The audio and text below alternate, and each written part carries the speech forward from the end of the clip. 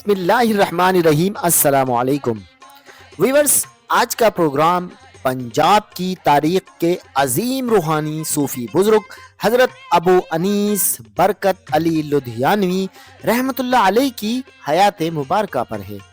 آپ صرف صوفی بزرگ ہی نہیں بلکہ بہت بڑے سوشل ورکر بھی تھے۔ آپ اسلامی روحانی تعلیمات کا پرچار کرنے کے علاوہ آپ نے فری آئی ہسپتال کا قیام بھی کیا، جو آج بھی عوام الناس کو فری سروس فراہم کر رہا ہے۔ اس کے علاوہ آج ہم بات کریں گے آپ کے ابتدائی حالات، آپ کے مرشد کون تھے اور آپ نے پہلا آستانہ دوسری جگہ کس روحانی اشارے پر منتقل کیا، دارالاحسان آئی ہسپتال کا قیام اور سب سے اہم قرآن محل بنانے کا کارنامہ، آپ کی تعلیمات کیا ہیں، آپ کی تصانیف کے بارے میں اور آپ نے کب پردہ فرمایا۔ آج ان حقائق کو جاننے کے لیے ہم بات کریں گے ہماری ریسرچ ٹیم کے اہم ممبر جناب قریشی صاحب سے۔ السلام علیکم سر، کیسے ہیں آپ؟ وعلیکم السلام، الحمدللہ میں ٹھیک ٹھاک ہوں، آپ کیسے ہیں؟ جی قریشی صاحب، اللہ پاک کا بڑا کرم ہے۔ اچھا سر، پروگرام کا آغاز کرتے ہیں۔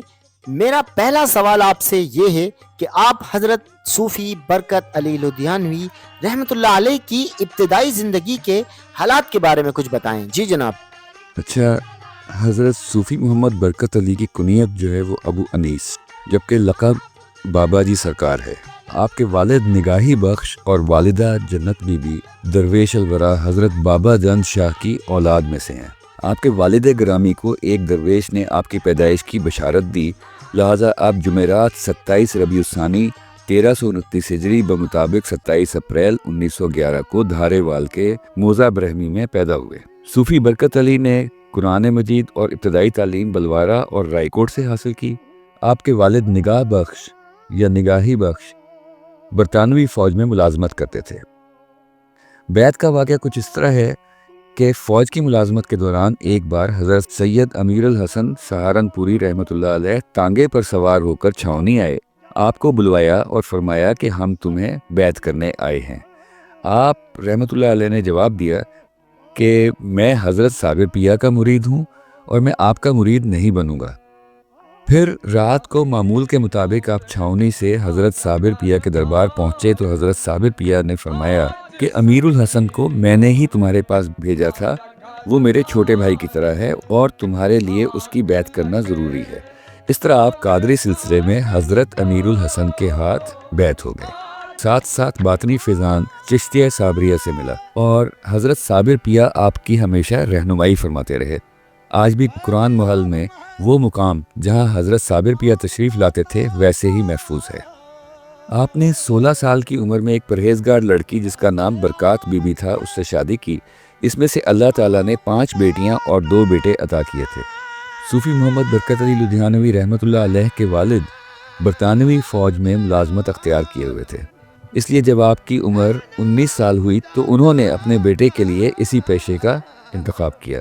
اس وقت کے ہندوستانیوں کے پاس اپنے مویشیوں اور کھیتوں کو چھوڑ کر فوج میں شامل ہونے کے سوا اور کوئی چارہ نہیں تھا، لیکن فال ان، وائٹ واش، کمپنی لائنز اور کوارٹر گارڈز کی یہ زندگی ان کے مطابق نہیں تھی۔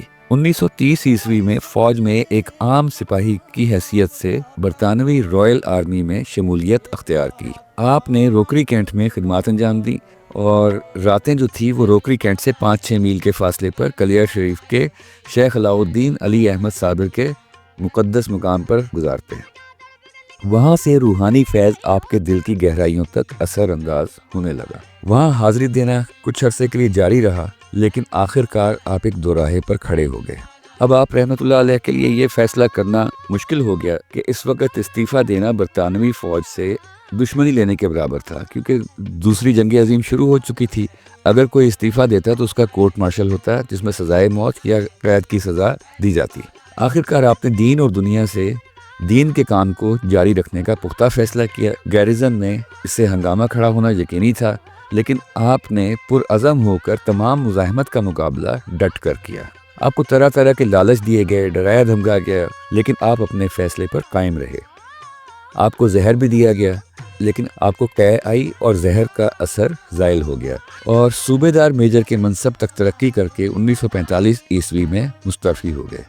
اللہ والوں کو اپنا مقصد مقدم اور عزیز ہوتا ہے، لہٰذا ان تمام دشواریوں، رکاوٹوں اور مشکلات کے باوجود آپ مستعفی ہوئے اور انگریز فوج کو آپ کا استعفیٰ قبول کرنا پڑا۔ آپ کا ایک بیٹا کم سنی میں انتقال کر گیا، دوسرے بیٹے میاں محمد انور نے 45 سال کی عمر میں وفات پائی اور وہ کیمپ دارالاحسان میں والدہ کے پہلو میں مدفون کیے گئے۔ 3 بیٹیاں اب اس دنیا میں نہیں ہیں، جبکہ 2 بیٹیاں اپنے اہل و عیال سمیت باقاعدہ حیات ہیں۔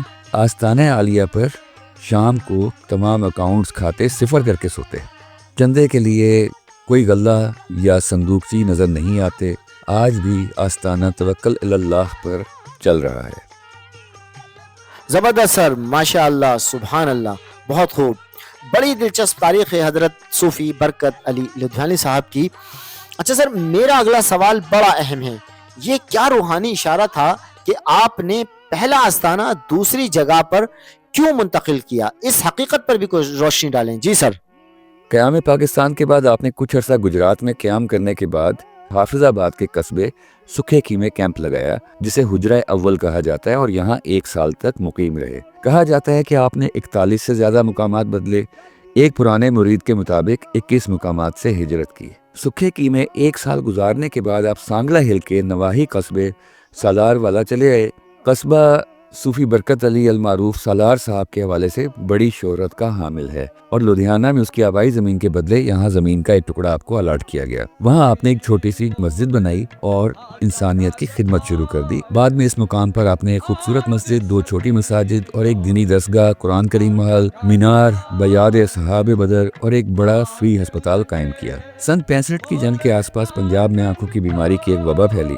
آپ نے اس وقت پنجاب کے ہر علاقے میں ٹینٹوں میں آئی کیمپ کھولے، جہاں اس وقت مفت علاج اور آپریشن ہوتے تھے۔ لاتعداد لوگوں کو اندھے ہونے سے بچایا۔ کہا جاتا ہے کہ اپنی نوعیت کے ان پہلے کیمپس میں آپریشن کرنے کے ورلڈ ریکارڈ بنے، جہاں ہر منٹ آپریشن ہوتا تھا۔ آپ نے سالار والا کو دارالاحسان کا نام دیا اور 1984 تک وہی آپ کی دینی تبلیغی اور روحانی سرگرمیوں کا مرکز رہا۔ پھر 1984 میں بابا جی سرکار فیصلہ آباد کے قریب دالووال دسوہا سمندری روڈ پر تشریف لے گئے۔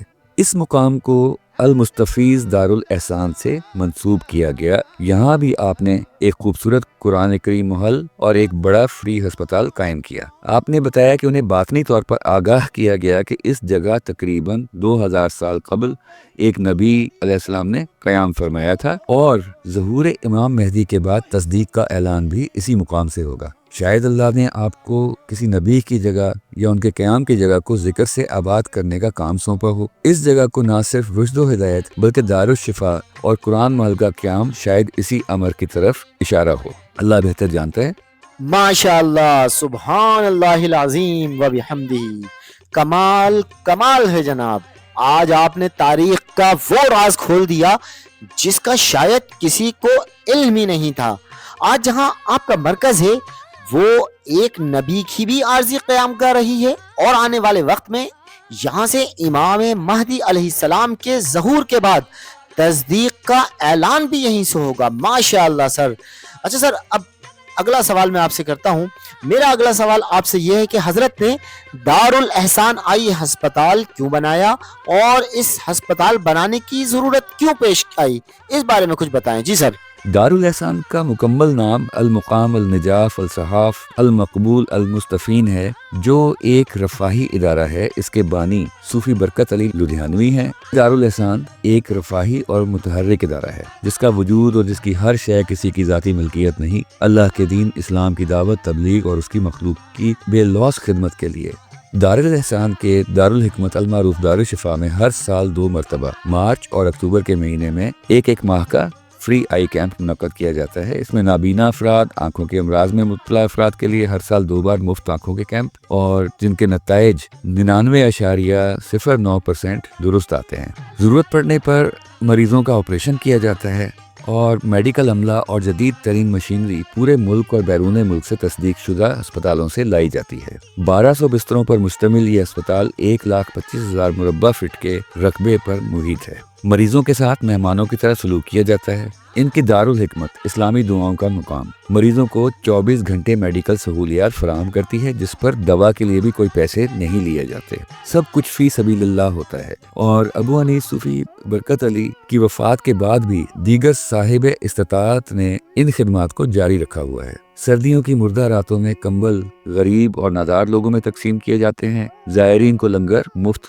तकसीम किया जाता है, मुहैया किया जाता है। मैंने आज तक ऐसा इदारा नहीं देखा, ऐसा अस्पताल नहीं देखा जहां ऑपरेशन किट्स तैयार करते वक्त, पट्टियां तैयार करते वक्त, दवाइयां तैयार करते वक्त, डॉक्टर्स के राउंड के वक्त, हत्ता के मरीजों का लंगर तैयार करते वक्त अमला मुसलसल यक जुबान होकर बआवाज़ बुलंद दुरूद पाक सल्लल्लाहु अलैहि वसल्लम लहक लहक कर पढ़ता हो, फिर कैसे शिफा ना हो। इस इदारे के 4 सुनहरी असूल हैं जिन पर ये अमल करते हैं: मशवरा मुफ्त, इलाज मुफ्त, खिदमत मुफ्त और गैर इम्तियाजी सलूक। कमाल बात है कुरैशी साहब। सर, हमने तो सिर्फ ये सुना था कि सूफिया इकराम सिर्फ खानकाहों तक ही महदूद रहते हैं, लेकिन आपने फ्री अस्पताल बनाया और उसे कामयाबी से चलाया भी, और आज भी लोग उससे मुस्तफीज हो रहे हैं। खल्क़ खुदा की बेलौस खिदमत हो रही है। अच्छा सर, ये बताएं कि ये कुरान महल क्या है और इसका क़याम क्यों ज़रूरी हुआ, इस बारे में हमारी रहनुमाई फरमाएं। जी क़ाज़ी साहब। अच्छा, आपने अपनी नौयत की वाहिद लाइब्रेरी कुरान महल कायम की, जहाँ तकरीबन 2.25 लाख के करीब कुरानी नुस्खाजात मौजूद हैं, जिनमें 1 तोला वज़न से लेकर 35 मन तक के नुस्खे मौजूद हैं। इसके अलावा मुए मुबारक, मुख्तलिफ हस्तियों से मंसूब तबर्रुकात का एक अजीम खजाना मौजूद है जो देखने से ताल्लुक़ रखता है। यहाँ हजूर पाक सल्लल्लाहु अलैहि वसल्लम, बुजुर्गान दीन, हजरत गौस आज़म रज़ियल्लाहु अन्हु, इनसे रिलेटेड बहुत से तबरुकात मौजूद हैं और तमाम शजरे और मुकम्मल सबूतों के साथ हैं। ये सबसे अहम बात है। यहाँ वो तमाम इस्लाम कबूल करने के दावतनामे जो आपने गैर मुल्की सरबराहों को भेजे, उन सब के नुस्खे भी यहाँ मौजूद हैं, और उनमें आपका एक खत पॉप जॉन पॉल दोम के नाम भी था। ये यहाँ कुरान महल में देखे जा सकते हैं। ये जो खतूत हैं ये गवाही देंगे क़यामत के दिन कि अल्लाह के महबूब ने हक़ बंदगी और हक़ तबलीग अदा कर दिया। यहाँ वो मुकाम भी महफूज है जहाँ हज़रत इमाम हुसैन अलैहिस्सलाम तशरीफ़ लाए और 2 रकात नमाज पढ़ी। आपने फरमाया कि निशात सानी के बाद दोबारा हज़रत इमाम हुसैन यहाँ तशरीफ़ लाएंगे और यहाँ के उस वक़्त जो खादिम मौजूद होंगे उसको सरफराज करेंगे। यहाँ खाना काबा का गुलाफ और मुख्तलिफ रोज़ों की झाड़ू भी हैं, और ख़ास तौर पर हज़ूर पाक सल्लल्लाहु अलैहि वसल्लम के रोज़े की झाड़ू की भी ज़ियारत की जा सकती है, और आपका पसीना मुबारक भी एक शीशी में देखा जा सकता है। आप फरमाते थे कि किसी ने बीवी के नाम पर ताजमहल बनाया, किसी ने किसी और तरह की यादगार बनाई, मैंने कुरान के नाम पर महल बनाया। महल के बाहर आपकी वसीयत लिखी है कि यहाँ की हर चीज़ हजूर पाक सल्लल्लाहु अलैहि वसल्लम की मिल्कियत है और मेरे घर वालों पर हराम है। ता क़यामत ना कोई ये ख़जाना बेच सकता है, ना रहन, ना ज़ाया, और ना इसकी जगह तब्दील कर सकता है। माशाअल्लाह, सुभान अल्लाह। सर, दिल खुश हो गया।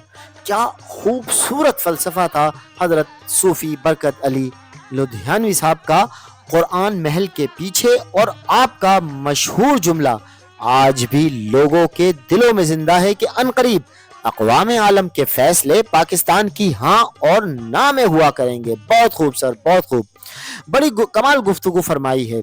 अच्छा सर, हजरत सूफी बरकत अली लुधियानी रहमतुल्लाह अलैह की तसानीफ के बारे में बताएं। जी जनाब। आपकी तसानीफ और तालीफात में नुमाया तरीन जो तसनीफ थी वो मकालात हिकमत है, जिसमें आपने अहले तसव्वुफ के अक़वाल ज़र्री, मलफूज़ात और कुरान और हदीस की तालीमात को नहायत मुअस्सर और दिलनशीन अंदाज में रकम किया है। इसके अलावा किताबुल अमल वल सुन्नतुल मारूफ बतरतीब शरीफ ऐसी काविश है कि जो 74 की आलमी इस्लामी सरबराही कॉन्फ्रेंस में शरीक तमाम सरबराहों को तोहफ़तन पेश की गई। आपने हज़ूर पाक सल्लल्लाहु अलैहि वसल्लम के 1438 उस्माए गरामी मुस्तनद हवालों के साथ यकजा करके शाया किए। इसके अलावा मसनून मामूलात, अंता हबीबी या रसूलल्लाह, मुख्तसर सवाने ख्वाजा अवैस करनी रहमतुल्लाह अलैह और मकशूफात मनाजिल एहसान काबिल ज़िक्र हैं। आपने 300 से ज़ायद कुतुब और रसाइल तसनीफ़ किए, जिनमें मकशूफात मनाजिल एहसान, मकालात हिकमत, इस्माए नबी अल करीम, तरतीब शरीफ जो थी या आपने 40 साल की मेहनत से तसनीफ़ की, और आज ये किताब मदीना यूनिवर्सिटी के सिलेबस में शामिल है। اور اس کے علاوہ جامعہ الازہر میں بھی پڑھائی جاتی ہے۔ آپ کے مرشد حضرت امیر الحسن نے کہا تھا کہ ایک کتاب لکھو حدیث شریف پر، جب وہ مکمل ہوگی تو دنیا میں انقلاب آ جائے گا۔ آپ نے یہ کتاب ترتیب شریف اپنے حجرے کے ساتھ ایک درخت کے نیچے بیٹھ کر لکھی۔ یہ درخت کا تنا آج بھی اس حجرے میں محفوظ ہے۔ علامہ اقبال نے فرمایا تھا، کھول کر آنکھیں میرے آئینہ گفتار میں، آنے والے دور کی دھندلی سی ایک تصویر دیکھ۔ آج وہ تصویر روشن نظر آتی ہے۔ بابا جی سرکار ایک دعا مانگا کرتے تھے کہ دنیا کے تمام مسلمان ایک مرکز پر متحد ہوں اور اس کا نام اسلامستان ہو۔ یا اللہ، ہم تیرے محکوم ہوں اور ساری دنیا کے حاکم ہوں، اور یہ حکومت سدا قائم رہے۔ یہ دعا آج بھی آپ کو دارالاحسان میں غزوہ بدر کے یادگار مینار پر لکھی دکھائی دے گی، اصحاب بدر کے ناموں کے ساتھ۔ اب ترتیب شریف کا حکم یاد کریں کہ آپ کے مرشد نے کہا تھا کہ ایک کتاب لکھو حدیث شریف پر، جب وہ مکمل ہوگی تو دنیا میں انقلاب آ جائے گا۔ تیسری بات کہ وہ وقت قریب ہے کہ اقوام عالم کے فیصلے پاکستان کی ہاں اور نہ میں ہوا کریں گے۔ ان تینوں باتوں کو ملائیں اور ان میں آپس میں ربط ملاحظہ کریں تو اس بات پر یقین ہو جاتا ہے کہ پاکستان اور دنیا اسلام کا مستقبل روشن اور محفوظ ہے، اور یہ کہ 21ویں صدی واقعی پاکستان کی صدی ہے انشاءاللہ۔ آپ نے یہ بھی اکثر فرمایا کہ میں نے 2 کاموں کے لیے اللہ اللہ کی۔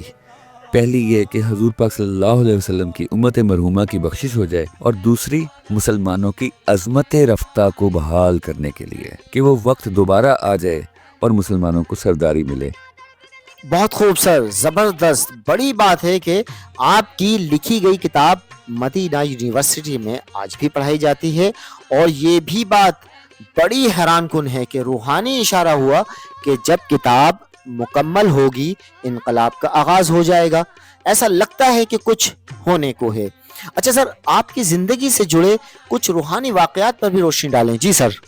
دنیاوی ڈیوٹی کے ساتھ آپ فرائض کے علاوہ لاتعداد اذکار کرتے تھے، جن کی تفصیل بتائیں تو آپ کو محسوس ہوگا کہ یہ تمام اذکار ہر روز کرنا ایک عام انسان کیا شاید ہی کوئی تسلیم کرے کہ یہ ممکن ہے کہ ایک دن میں اتنے اذکار کیے جا سکیں، لیکن اللہ اپنے دوستوں کو تیار لسان جیسے تحفے عطا فرماتا ہے جس سے یہ سب کچھ ممکن ہو جاتا ہے۔ آپ نے کبھی ایک پیسہ بھی اگلے دن کے لیے نہیں رکھا، حالانکہ ہزاروں لوگ اور مریض 3 وقت کھانا کھاتے تھے، آج بھی کھاتے ہیں۔ آپ کی خدمات کے اعتراف میں محکمہ ڈاک نے اپریل 2013 کو ایک یادگاری ٹکٹ جاری کیا، آپ سکرین پر ملاحظہ فرما سکتے ہیں۔ آپ کے دربار پر کوئی غلہ نہیں، جیسا پہلے بتایا، چندہ نہیں لیا جاتا۔ واقعات اور کرامات بے شمار ہیں، لیکن میرے خیال میں تعلیمات زیادہ ضروری ہیں۔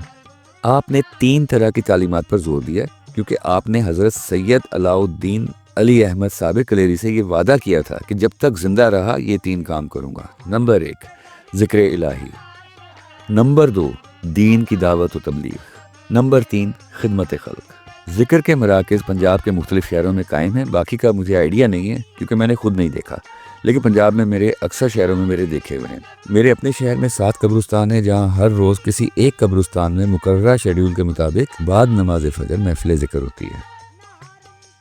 سبحان اللہ سر، پنجاب میں آپ جیسی روحانی شخصیت کا ہونا پنجاب کے لیے بڑا اعزاز ہے۔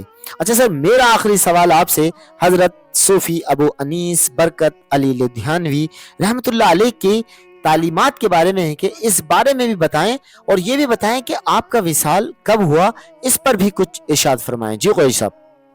آپ کی تبلیغ سے ہزاروں لوگوں نے اسلام قبول کیا اور آپ کے ہاتھوں کرامات کی بارش ہوتی رہی۔ آپ نے اپنی پوری زندگی اسلام کی تبلیغ میں گزار دی۔ بابا جی نے اسلام قبول کرنے والے نئے بچوں کی تعلیم کے لیے اپنے پاس ایک مدرسہ قائم کیا، اس کے کورسز وضع کیے اور اپنی ہی کتابیں لکھی جو مساجد کے اسکولوں میں وسیع استعمال میں آتی ہیں۔ خود مذہب تبدیل کرنے والوں کے لیے جو بنیادی طور پر خانہ بدوش تھے، صوفی برکت علی نے انہیں اپنی طرف سے اور چندے سے گھر بنوا کے دیے۔ آپ نے پاکستان کے سرکاری T V channel P T V کو بہت سارے انٹرویوز دیے۔ عام سجادہ نشینوں کے برعکس کچی جھونپڑیوں میں ڈیرا جما کر نہ صرف لاکھوں انسانوں کی کایا پلٹ دی، بلکہ عمل و کردار کا ایسا انمول نمونہ پیش کیا کہ جس کے تذکرے رہتی دنیا تک ہوتے رہیں گے۔ آپ کے سامنے صدر، بادشاہ، وزراء آپ کی خدمت میں حاضر ہوتے، لیکن کسی کو آپ کے آگے دم مارنے کی ہمت نہ ہوتی۔ بڑے بڑے حکمران، وزراء لاکھوں روپے جیبوں میں لے کر آپ کے سامنے پیش ہوتے، لیکن آپ بے نیازی سے انہیں جواب دیتے ہوئے ایک پائی بھی قبول نہ کرتے۔ آپ کہتے کہ میں اللہ کی خاطر یہ ڈیوٹی سر انجام دے رہا ہوں اور اسی میرے مالک نے اس نظام کو چلانے کا بندوبست کیا ہوا ہے۔ امریکہ کے ایک رفائی ادارے نے 1992 میں آپ کو 5 ارب روپے دینے کی پیشکش کی، مگر آپ نے اسے قبول نہیں کیا۔ آپ نے ہمیشہ ایک ہی اصول پر عمل کیا کہ آج کا مال آج ہی ختم ہو، کل کی روزی کل ملے گی۔ نیز فرماتے تھے کہ ہماری روزی پرندوں کی طرح ہے کہ صبح گھونسلوں سے بھوکے اٹھتے ہیں اور شام کو سیر ہو کر لوٹا کرتے ہیں۔ آپ نے 1 لاکھ سے زائد افراد کو مشرف اسلام کیا، جس میں زیادہ تر تعداد خانہ بدوشوں کی ہے۔ آج یہ خانہ بدوش یا حیو یا قیوم کی صدائیں بلند کرتے نظر آتے ہیں اور مبلغ دین بن کر بھٹکے ہوئے لوگوں کو اسلام کی شاہراہ پر گامزن کرتے نظر آتے ہیں۔ بابا جی سرکار اتحاد بین المسلمین کے داعی تھے، فرقہ واریت سے آپ کو سخت نفرت تھی۔ پھر بلا امتیاز فرقہ، رنگ و نسل، مریضوں کے مفت آپریشن، اس کے علاوہ جگہ جگہ محافل ذکر منعقد کرنا، جیلوں میں مشروبات، قیدیوں کو مشروبات فراہم کرنا، بیواؤں، یتیموں اور مسکینوں کے ماہانہ وظائف لگانا، یہ آج بھی یہ سب چل رہا ہے۔ تمام لٹریچر جو آپ نے لکھا وہ مفت تقسیم ہوتا ہے، آپ کی کوئی کتاب فروخت نہیں کی جاتی۔ صوفی برکت علی 85 سال کی عمر میں 16 رمضان المبارک بمطابق 26 جنوری 1997 کو وفات پا گئے، اور آپ کا مزار فیصل آباد میں چک 242 میں دسوہا میں کیمپ دارالاحسان میں واقع ہے۔ سالانہ عرس مبارک ہر سال 16 رمضان کو المستفیض دارالاحسان سمندری روڈ فیصل آباد میں منایا جاتا ہے۔ ماشاء اللہ، سبحان اللہ سر۔ حضرت صوفی ابو انیس برکت علی لدھیانوی رحمۃ اللہ علیہ ایک روحانی شخصیت ہی نہیں بلکہ ایک روحانی عہد تھا، جس نے خلق خدا کی وہ خدمت کی جو تا قیامت یاد رکھی جائیں گی۔ اچھا ویورز، پروگرام کا اختتام کرتے ہیں۔ اگلے پروگرام تک ہمیں اجازت دیں۔ قریشی صاحب، آپ کا بھی پروگرام میں شرکت کرنے کا بہت شکریہ۔ جی بہت بہت شکریہ وسیم بھائی۔ ویورز، آپ نے پروگرام دیکھا، آپ کو کیسا لگا ہمیں کمنٹس کریں، چینل کو سبسکرائب، ویڈیو کو لائک اور دوست احباب میں شیئر ضرور کریں۔ ہمیں اجازت دیں، خوش رہیں، سب کو خوش رکھیں، اللہ نگہبان۔